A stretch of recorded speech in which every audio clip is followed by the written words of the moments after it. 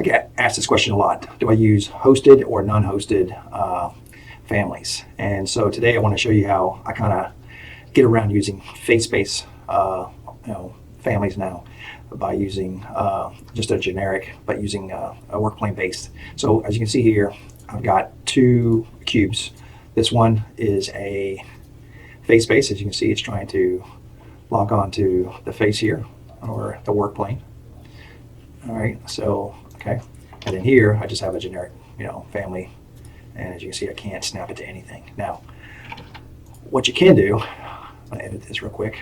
You come in here and say, hey, I want this to be a face, or a work plane base. And so you come in here now, push it back into the project.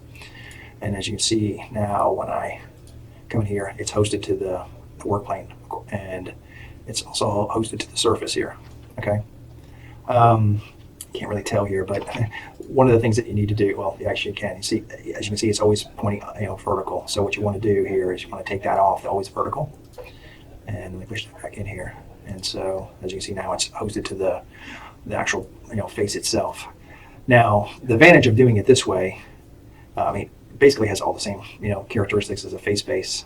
So the advantage of doing it this way, though, is, for example, for some reason your project that you don't, or you don't have a face to snap it to, you can take this family, copy it again, and then you can just go back in here and just take this off, and then now you're back to a normal, generic object, which you cannot do with a face base. A face base, you cannot change. There's nothing you can do to change that. It's always going to be that way.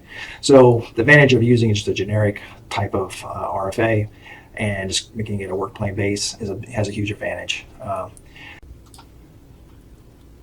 Another thing you need to realize is that, for example, in this face base, so I click onto that RFA. As you can see, I can't do anything. I can't raise it up.